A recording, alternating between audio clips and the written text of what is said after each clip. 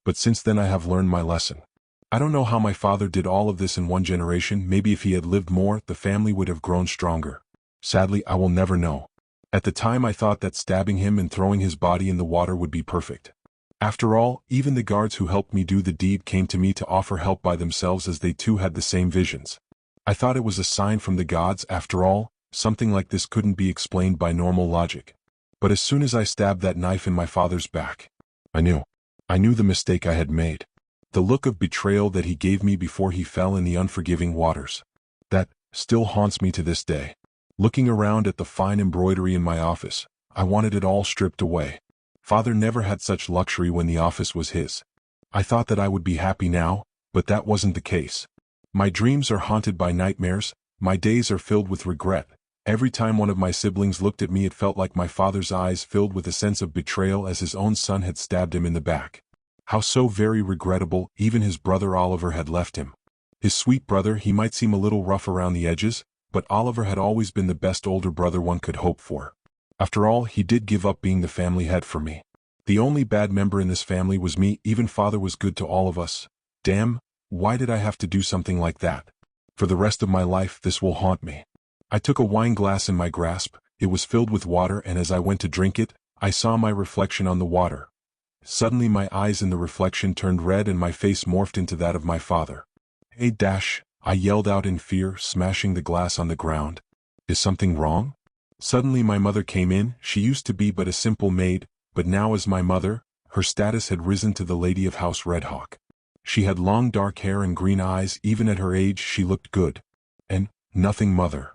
I tried to reassure her, but my shaking hands and the sweat on my face seemed to give away my true mental state. "Why are you here?" She still seemed worried but decided to leave it for later as she smiled. "Your brother Oliver is here. He just returned from his journey in Westros." "Is that so?" Though I tried to act nonchalant, a small smile greeted my face. I always had a soft spot for Oliver. Even amongst us siblings he was always such a lovable fool. "Yes, he is coming straight here," Mother said excitedly. As if on cue, the door opened and my brother entered through. His short silver hair shined and the smile on Oliver's face seemed all too familiar. "Well, hello there, my baby brother. How are you doing?" Mother went to greet him too with a kind look on her face. She never hated any of my siblings, even though they were all by different women that father had slept with. "I see that you are doing good, Oliver. Healthy as always, I hope." "Yep," said Oliver before he picked up a knife and stabbed my mother under her chin. The knife's tip exuded out of the top of her head. "What? Is this a dream? Hallucination? Visions? They always seem so real." "Yeah, this must be a vision." Brother pulled the knife out of my mother's head. Her body slumped on the ground, and came towards me with her blood still dripping from his hands. The smile on Oliver's face seemed like he did nothing wrong and just came to greet me. Whoosh! A feeling of pain hits my throat as something hot overflows from it. I grasp at my throat and see the blood on my hands. I get it, my throat just got cut by Oliver. Oliver POV. I just casually started wiping away the blood with a red cloth. Gerald's body plummeted down on the ground and he bled on the floor, just like his mother. Sadly, I had to kill the maid. She was always good at giving blowjobs under the table. But sadly, she was useless when I was in this body, plus she was getting kinda old and her beauty wasn't what it used to be. Looking down at my son Gerald, there was still that shocked look in his eyes. Weird, I thought he would at least go and try to grab his sword after I skewered his mother. Was he in shock? Damn, I have never seen someone die like that before. I mean, he saw me with the bloody knife after killing his mother, yet he didn't react. Probably was in some kind of delusion. Whatever, that's a thought for another time. "Guards," I called out, and immediately the room was flooded with over a dozen of them, all wearing green armor uniforms with a red hawk painted on them. I pointed at the two dead bodies. "My brother got sick and died. His mother killed herself in grief after that." "Understood." "Yes, sir," they yelled out in unison. I had already paid them quite a bit of gold and bribed them. It seemed like Gerald got quite careless after he killed me that day. Anyway, he is my brother now, not my son. Have to make sure I don't spill that in front of someone else. Cut up the bodies in little pieces and burn them. Empty coffins will be held for the funeral since their appearances were too grotesque from the sickness and suicide. I gave away the instructions to them and they immediately started carrying out the orders. I will kill these guys too. After all, gold can only buy their loyalty so much. A bolt to the heart would buy it forever. Some secrets are better kept hidden like that. 2 hours later and I had everything in place, also had to kill the maester as he had caught whatever sickness was plaguing Gerald Hole. He had tried to heal him. So with a small donation to the Citadel, and in the foreseeable future, everything should be back in place. Gerald wasn't a good leader, but at least he wasn't bad enough to lose over 8 million gold dragons. He only lost 7 million. Anyway, time to start playing the game again. Chapter 57, Return to Governance. Going back to my lordly duties was very easy. Ruling this small land of mine was easy in general, especially since I have had all of the lords who were under and not loyal have accidents, where their families all died, from young children to the lords of the houses. I thought back on what the old raven had told me, of how I will always result in killing, because if that was the easier way to deal with a problem. Well, he was right. I guess only after the modern age comes around can I go back to watching movies and chilling as a good guy. But here this time I have to be a cutthroat man. My ambition is simply too high to not be so. Anyway, it seemed like my now dead son hadn't been good. Well, he wasn't bad, but he hadn't been good either. He had tried to be like me, but he didn't have future knowledge, so he failed miserably and lost 7 million gold dragons. His idea was to have some maesters come up with some faster moving ships. Yeah, things like that don't just appear out of nowhere. He was acting without knowledge. I could tell the maesters to build me gunpowder, which I never would, and even if I described its properties, it would still take decades before any progress was made, even with the best minds in Westeros working on it. So yeah, kinda dumb for my son to expect men with knowledge to spew things out magically. What a dumbass. I would question if he was even my son with this dead brain kind of behavior, but then I remembered that technically he was related to the Frey, so yeah. Currently I had access to a little over 13 million gold dragons, meaning I had the ability to use them whenever I wanted. Of course my net worth might be over 50 million, but none of that mattered at the moment. Currently my claw point was one of the best regions to live in Westeros. That was the problem, it was one of the best when it needs to be the best. Still, there were many matters to take care of: marriages, see if anyone under me had gotten some bravery after my death, slit some throats here and there, set that house of white and black in flames. Knock knock. My lord, may I come in? Once I heard the familiar voice, a smile came to my face. Of course, Sir Davos Seaworth. I called on the man, the one which I probably trusted the most amongst my troops. My father trusted your counsel. But your brother didn't, stated the man grimly as he entered. Unlike the flea-bottom-looking man, now he had a well-trimmed white beard and gray hair, showing some signs of boldness. But still he looked like a lord, even though his clothes favored practicality over looks. Anyone could tell they were expensive. My brother was a fool and he died like one. I told him, making the man's brows raise in shock, and he couldn't school his face back to calmness once he heard that.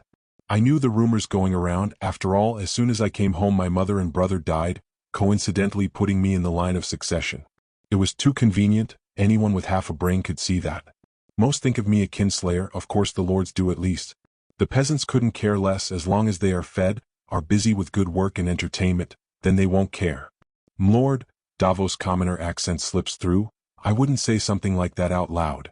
Of course you wouldn't and shouldn't either, I said with confidence, but I trust you, Lord Seaworth. My father used to say that you were his most trusted man, behind doors of course, wouldn't want any silly lord taking that as an insult to their foolish pride. At the mansion of my previous life, Davos' eyes turned melancholic. Damn, he really cared about my past life as Arthur. Or I guess this body's father. Now I just need to make him care the same way about me. Davos? Davos looked at the young man and didn't know what to make of him. He was a mystery to everyone. Just like Arthur had been a damn mystery. No one ever knew what he was thinking, but they knew that as long as his orders were followed then good things would happen to those on his side. He was like a lucky charm. He felt his eyes grow a little misty at the mention of the man. But Davos held himself. It wouldn't do for a knight to cry in front of his lord. But looking at Lord Oliver, he couldn't help but feel a small smile appear on his face. He is his father's son after all. Already the same vibe Arthur had encompasses young Oliver. Just talking to Oliver made him feel at ease. Even the scandalous words he spoke seemed like honey sipped out of them. Making someone feel like their trust on them was immense, and that was how Davos felt. He had followed a man like this before, and it led him to fortune and a good friend. Anyway, Sir Davos, I have told you all of my secrets. Ones that could have my head chopped off or sent to the walls, said Oliver full of confidence, making Davos feel like the man was looming over him even though he was sitting down. My father trusted you with his life. I want to do the same. Will you serve me, Sir Davos, like you served my father? The Sea Knight smirked. The answer was obvious to him all along. as the big silver-haired figure in front of him was replaced by a gout man with dark eyes and a knowing smirk. "Ah, my old friend, it seems like my days won't be filled with sadness of your death anymore. This time, I won't let your legacy die before its duty has been fulfilled." It didn't take long for Davos to see just how uncanny the resemblance between father and son was. Because except for Arthur's dark eyes, every other part spoke of Oliver's Valyrian descent. While the boy's father wouldn't be considered someone ugly, he couldn't be called pretty either, just average or slightly above that at best. But Oliver was different. His Valyrian looks gave him an exotic appearance, his good-looking face and big body would tempt any whore in Flea Bottom. At least that was what Davos could get out of this.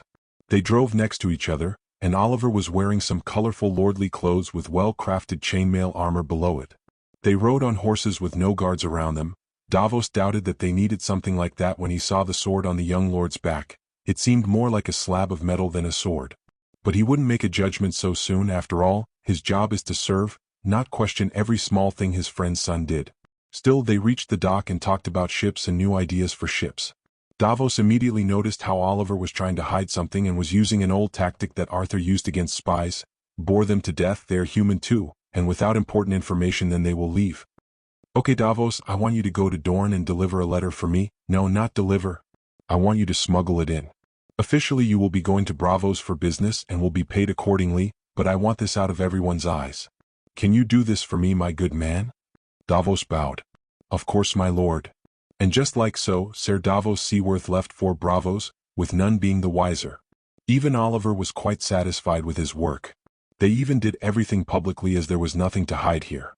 Chapter 58, Dorne. Davos. Sailing to Dorne hadn't been too hard for a man like Davos, even while doing so undetected. After all, it was no secret that he was a smuggler and he had to be pretty damn good at it to get a knighthood out of it. Davos no longer sailed for money. Hal Arthur, God's bless his soul, the seaman gave a prayer to his old friend. He had fixed everything and now Seaworth was a minor house in the House Redhawk's territory, but he had so much money that even lords with hundreds of years of family history don't have those riches. Damn, if only Arthur was alive, his dream would have continued. Small folk would never have to fear again, everyone will have equal opportunity. Ah, old friend, one day we will meet in the afterlife. But not before I too do my own duty. Seaworth found himself thinking too many times about his old friend as of lately, especially since his son Oliver was so much like his father, if not in appearance then in actions. It took Davos almost 2 weeks to reach Dorne, mostly because a back storm had hit the ship, and the vessel he was using was manned by sailors with experience in only trade. Since merchants weren't exactly known to sail that well, it wasn't uncommon for Davos to feel like yelling orders at some of the men who were making amateur mistakes. But he held his tongue, as not even the ship's captain knew about who he really was and what his job in Dorne would be. The ex-smuggler looked at the letter in his hand. Many times he had been tempted to open and read it during the journey. Well, the letter didn't have its seal broken, but one could easily get past things like that. Still, he resisted the urge. After all, breaking Oliver's trust wouldn't be a wise idea. Also, he was already at his destination. Sunspear was quite the sight. While the city itself was nowhere near the House Redhawk's London city, it still showed a different culture to it. Because while London seemed to be the city of perfection at day, with mothers and children happily smiling while men mostly work, at night, it became a city of darkness, whores, assassins, smuggling and much more.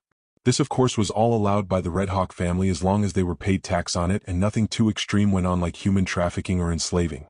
Well, what might have brought the Onion Knight all the way to Dorne, when he should be in Braavos? A whisper-like voice came. Davos immediately turned around and saw a man he was familiar with. He knew the man only by reputation, but the reputation was fearsome. Oberyn Martell, the Red Viper. His spear was in his hands as he stared down the Onion Knight. "I think that my brother would like to meet someone like you. Especially when you sneak around here, like a snake. Sadly for you, snakes have quite a hard time sneaking up on each other." "Prince Oberyn," Davos bowed slightly to show respect. "I am here for my lord's business.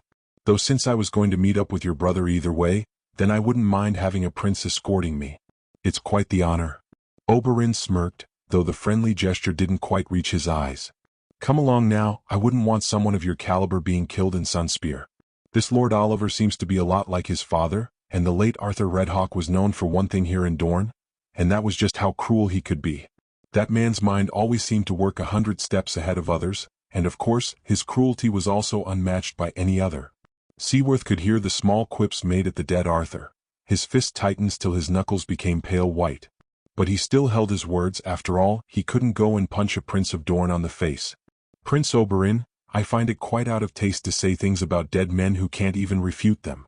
The Red Viper nodded. Sorry about that, no insults were meant.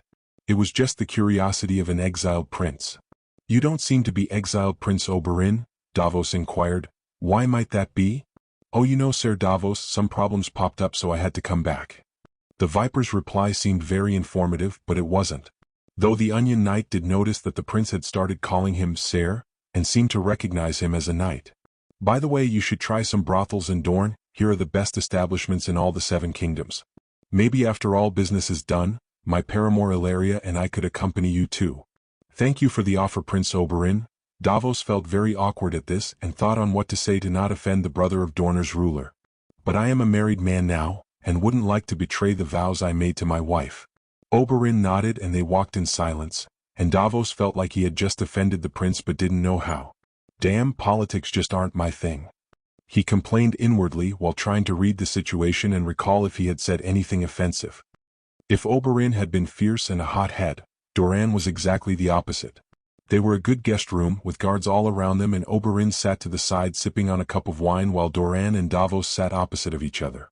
The Prince of Dorne took the letter that the Onion Knight had intended for him, and as he read through, his jaw clenched. Tell Lord Oliver that there will need to be further discussion on this. Davos nodded. I see. He noticed the tense atmosphere. Then excuse me, Prince Doran, Prince Oberyn, but I will have to report this to Lord Oliver. That was when all of the guards pulled out their spears and aimed them at Davos. Doran had a calm look on his face. No emotion was apparent on him. You will tell him, Sir Davos, when he comes to Dorne to get you. He then threw the letter that he got to Oberyn and told him to burn the letter as soon as he could. Prince Doran, I don't think Lord Oliver would risk his life for a simple man born in Flea Bottom. Davos tried to plead his case. Don't worry, Sir Davos, Prince Doran reassured the man. We won't harm you, nor will we torture you for information, which is one of the decreased Lord Arthur's closest confidants. You must know quite a lot of secrets.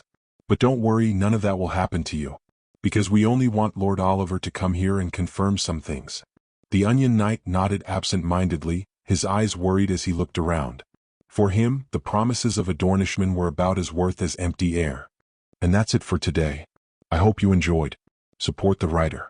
Don't forget to like, sub, share and donate for more videos.